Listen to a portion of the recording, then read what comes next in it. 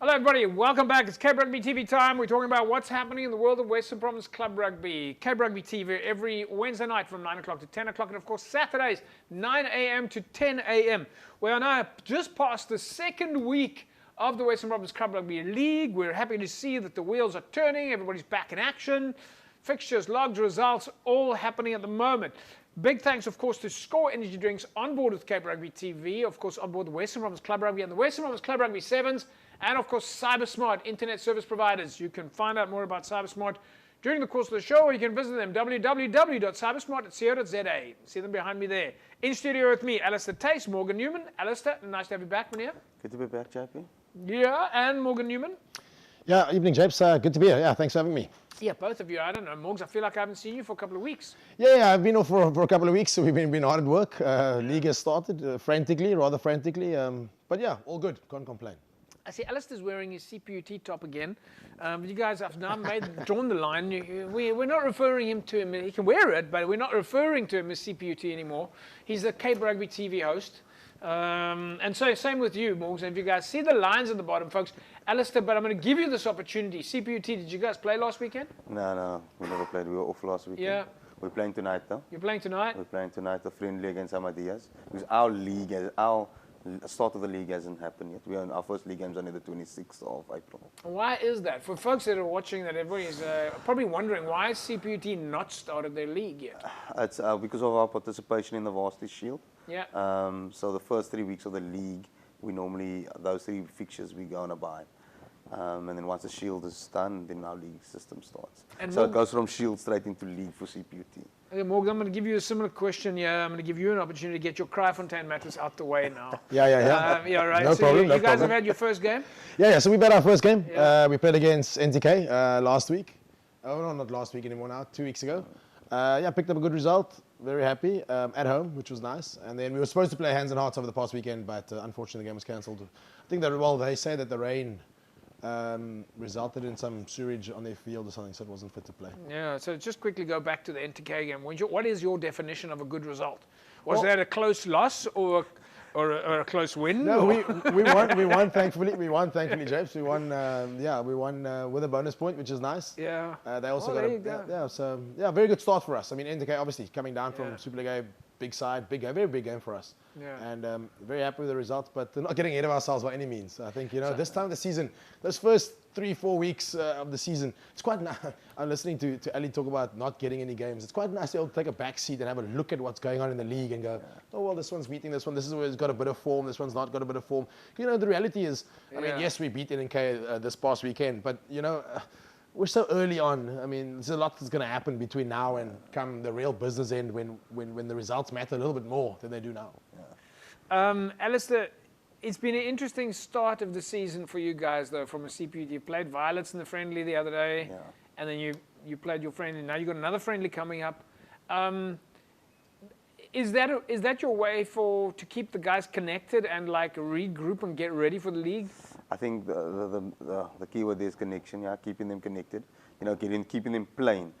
So that they're ready when the league comes. But it's more for our what we call our non-playing squad of a Varsity Shield. Yeah. To keep them game fit by the time the league comes. So a lot of the Varsity players who plays in the Shield group will rest. The rest during the friendly games, the last friendly games. So how do you draw that distinction between what you just called game fit and sort of call it, let's say, gym fit or running fit? Is there a difference? Massive difference. Being running fit and being contact fit is two different things. And then you get match fitness. It's physical game where the pictures keep on changing, different environment, different stimuli that happens in the game. You've played Morgs at the highest levels, from junior Western Province Rugby to SA Rugby, under 21s, and now of course you're a Barbarian and a Rebel and whatever else it is. I'm not even going to ask what match fitness is in a Rebels game. It doesn't exist, Jim. That's not a thing. There's muscle memory there. But the difference between weekday fitness and match fitness, I saw you nodding your head. No, you know what, the reality is, like, you've got to try and simulate game environment as much as you can. And it's not always, I mean, Ali will tell you, you can play contact at practice day in and day out, blue in the face. There is just no such thing as a real game environment. We were very fortunate. We played 3 Super League A teams in our pre-season friendlies and all that kind of stuff. And that actually, for me, that was less about the fitness and more about just seeing where my guys actually are fitness-wise. Yeah. And we realized we were a little bit behind the 8 ball, but also, you can't go into the league sort of at 100 miles an hour, because the reality is you've also got to then keep that going for whatever it is, for the next 14 weeks or whatever it is. So, you're going to go into the league a little bit undercooked, but are you undercooked enough that they can sort of build this momentum, build this fitness as the league progresses? That's why I was so disappointed at us not playing Hands and Hearts over the weekend, because, there's also a thing to be said about, we played in NTK, we picked up a big result, which is great, but, you need to be fit to be able to play back-to-back. Can you pick that same result against Hands and Hearts, which would have been our case? Then we go on a bye, which would have been great. The Easter weekend, this weekend coming up, we have a bit of a bye, and then you're going to try and hit the ground again. Tuesday, we're going to train. Thursday, we're going to train. Can we go to Bellville and keep that momentum up after having had a bye over the weekend? So it's a game of chess, I would say, for the most part, All right. Well, while you're busy figuring out the Gordon Ramsay of rugby, the cooked and uncooked version of rugby, Alastair, talk to me a little bit about the training from a strength and conditioning coach. Now, I think going a little bit to what Morgan was saying, you want to try and replicate your weekday training to mirror your actual match day, but it's pretty difficult to do because your scrum half runs differently to your fly half, and your fly half runs differently to your 8th man. Yeah. Is this where, call it, the science or art of S&C comes to play? Yeah, so it starts with position specific, okay, getting them fit in that sense to their position, and then the team fitness. But from an S&C perspective, you need to take, there's a whole lot of other things you take into consideration when you're coaching a club player. Yeah. Am I coaching a university student who's studying all day? Am I coaching a guy coming out of work? What type of work is he doing? Is he a laborer, so it's physical work, or is he sitting behind a desk? So when I'm planning my conditioning for training, am I doing it through conditioning games? Am I doing it through straight line running? Is it strongman? So it's sort of tailored club by club. I just want to jump in there. And I mean, Morgs, we've got Renzel Botman's coming up just now as well. He's going to join us on the show a little bit later. But we've got 2 minutes left in the segment. But there's an interesting topic that you brought up there, because what you're talking about there is a really kind of an intimate knowledge of every player. But where does an amateur coach who is a volunteer at a club find the time to do that? Because you can't monitor and measure every single aspect of a player when you've got them twice a week. Excuse me, I'm not gonna. You've got to take the time to know your players. I think that's kind of, for me, what's been the most important. It's so funny. I thought, you think you're a good coach, right? And I think I know that. And all I want to do is spend time on the field. Yeah. And one of my senior players not too long ago said to me, "Listen, coach, can we finish practice early?" And I said, "Are you crazy? I've only got an hour. Now you want to finish practice earlier? What are you saying? You're going to give me half an hour, and then what are you going to do?" He said, "No, coach, we want to meet in the changing room." I said, "Okay, well." The control freak in me goes, "Cool, this is what senior players want, we've got to do it, right?" So finish practice early and we go into the changing room.